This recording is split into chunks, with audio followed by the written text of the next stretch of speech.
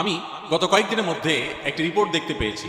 Finland পরপর ৫ বছর ইউরোপের এই দেশটি পৃথিবীর সবচেয়ে সুখী দেশ হিসাবে নির্বাচিত হয়েছে। এ দেশে মানুষের সংখ্যা সম্ভবত ৫৫ লাখ, কম বেশি ৫৫ লাখ মানুষের বসবাস। এই দেশটিকে বলা হচ্ছে পরপর ৫ বছর তারা পৃথিবীর সবচেয়ে সুখী দেশ। কেন সবচেয়ে সুখী দেশ? তার অনেক কারণ আছে। এদেশের যে সবুজ পরিবেশ, সেখানকার যে রিতগুলো, আমরা কোরআনে যে জান্নাতের কথা শুনি, জান্নাত মানে বাগান সমূহ, সেখানকার যে নেচার, সেখানকার যে প্রকৃতি, এটা এতটাই সুন্দর, এতটাই ভালো যে সেটাকে বলা হয় সবুজ সোনা। পুরো দেশটাকে বলা হয় সবুজ সোনা। এত সুন্দর একটি দেশ, এত সুন্দর প্রকৃতি, এত সুন্দরভাবে আল্লাহ তাআলা সাজানো একটা সৃষ্টি। সেই দেশে শিক্ষা বলেন, সংস্কৃতি বলেন, অর্থনীতি বলেন, সব দিক থেকে মানুষ সুখী। অপরাধ প্রবণতা মানুষের মধ্যে নেই বললেই চলে, যার কারণে তারা পৃথিবীর সবচেয়ে সুখী দেশ হিসাবে পরপর ৫ বার নির্বাচিত হয়েছে।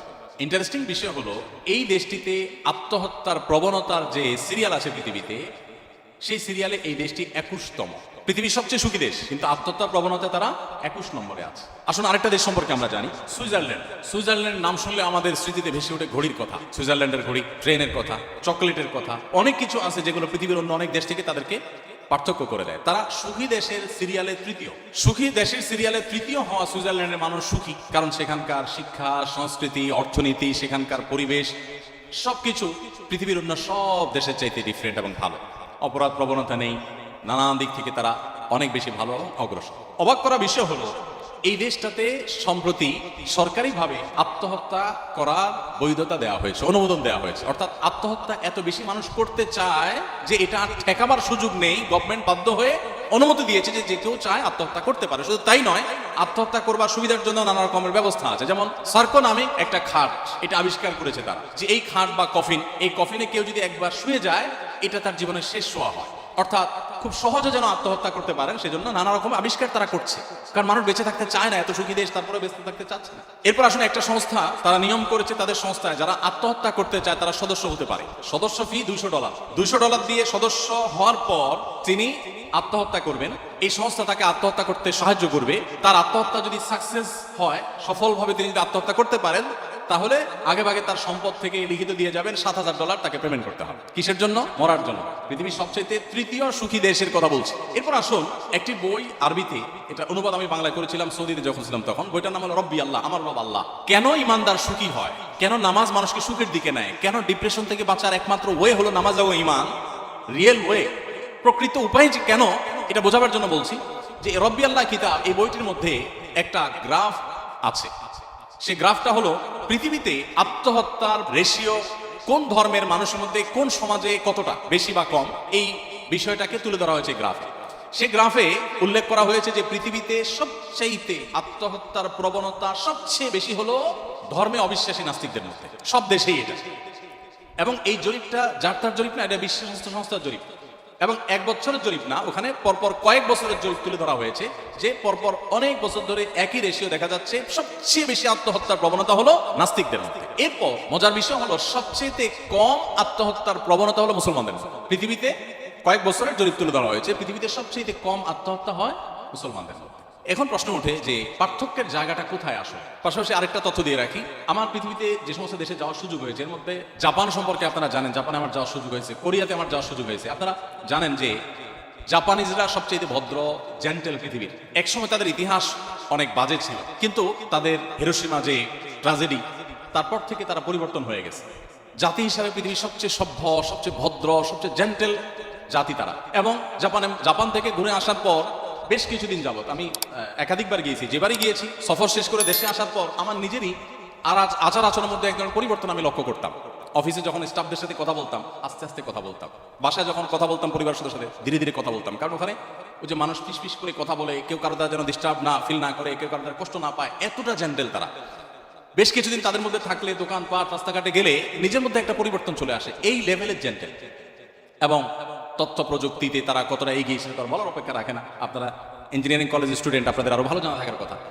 এই জাপানিজদের মধ্যে আত্মহত্যার প্রবণতা সবচেয়ে বেশি, কোরিয়ানদের মধ্যে আত্মহত্যার প্রবণতা সবচেয়ে বেশি। এত বেশি আত্মহত্যার প্রবণতা এমনকি জার্মানিদের মধ্যে। ওই রব্বি আল্লাহ বইয়ের মধ্যে লেখা আছে যে অস্ট্রেলিয়াতে একটা ব্যাগ আবিষ্কার করা হয়েছে, লাইফ ব্যাগ না কি যেন নাম, এটা জাস্ট সেট করবে আর আত্মহত্যা হয়ে যাবে। আত্মহত্যার জন্য যে কত রকমের কসরত এবং প্রচেষ্টা। এখন আমার প্রশ্ন হলো, পৃথিবীর সবচাইতে সুখী দেশ, পৃথিবীর সবচাইতে আপনার সুন্দর দেশ হওয়ার পরও মানুষ বেঁচে থাকতে চাচ্ছে না কেন? কারণ একটাই, যে সবকিছুই আছে, মানসিক প্রশান্তিটা আসলে নেই। ডিপ্রেশন এখন ঘরে ঘরে, ডিপ্রেশন এখন জনে জনে, এখন প্রতিটা মানুষ কম বেশি ডিপ্রেসড।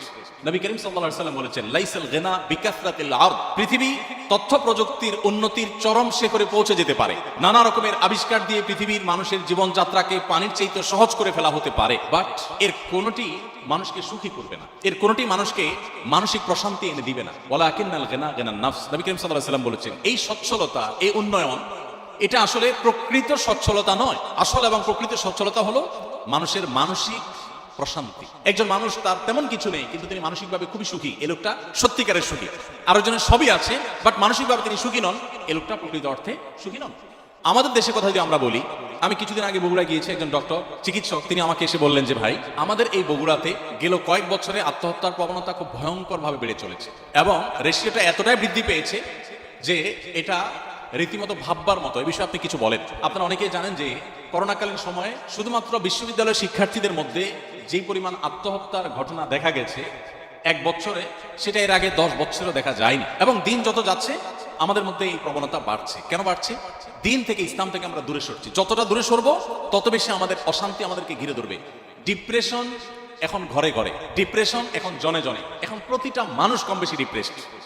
আমরা যদি আমাদের শৈশবে ফিরে চলে যাই, আমরা দেখবো আমাদের বাপ চাচারা, আমাদের আশপাশের মানুষগুলো এত ভালো ছিলেন না, এত সুখে ছিলেন না। আমরা আমাদের দেশের বাস্তবতা যদি চলে যাই, 2 দশক 3 দশক আগে আমাদের দেশে এত কলেজ ইউনিভার্সিটি ছিল না, এত আপনার রাস্তাঘাটের এত উন্নয়ন ছিল না, আমাদের দেশে অনেক কিছু ছিল না, কিন্তু মানুষগুলো তুলনামূলকভাবে এখন থেকে অনেক বেশি হ্যাপি ছিলেন, সুখী ছিলেন।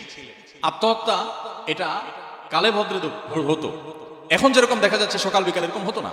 এর অন্যতম কারণ হলো তাদের ভিতরে ইসলামের চর্চা কিছুটা হলেও ছিল, যেটা এখন একেবারে নাই। সম্মানিত উপস্থিতি, নামাজ সম্পর্কে আমি বলছিলাম, প্রিয় নবী সাল্লাল্লাহু আলাইহি ওয়াসাল্লাম বলতেন, আরিহনা বিহা ইয়া বেলাল। বেলাল রাদিয়াল্লাহু তাআলা ছিলেন আমাদের প্রিয় নবীর মুয়াজ্জিন। তাকে বলতেন, বেলাল তুমি আজান দিয়ে মানুষদেরকে ডাকো, একত্র করো, আমাকে একটু প্রশান্ত করো, আমি একটু নামাজ পড়ে প্রশান্তি পেতে চাই। আমরা তো ভালো খাবার খেয়ে, ভালো জায়গায় ঘুরে, ট্রাভেল করে প্রশান্তি পেতে চাই, সেগুলোতে প্রশান্তি সন্দেহাতীত ভাবে আছে, কিন্তু একজন ইমানদার নামাজের ভিতরে যে প্রশান্তিটা পাবেন তার কোথাও পাবেন না। কিন্তু এই জিনিসটাকে ফিল করার সুযোগ আমাদের জীবনে হয়নি।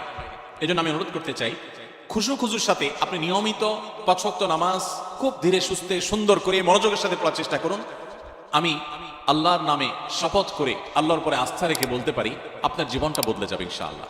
আপনার জীবনটা উপভোগ করতে পারবেন আপনি, আপনার জীবনে যে স্বাদ আর তৃপ্তি আপনি অনুভব করবেন, এটা আপনি অন্য কোথাও পাবেন না। এই জন্য ভাইরা আমার, 5 ওয়াক্ত নামাজ আপনারা আপনাদের কর্মজীবনে থাকেন কিংবা শিক্ষা জীবনে যেখানে থাকেন না কেন, জীবনে কখনো এটা কম্প্রোমাইজ করবেন না, নামাজের ক্ষেত্রে কোনো ছাড় দিবেন না।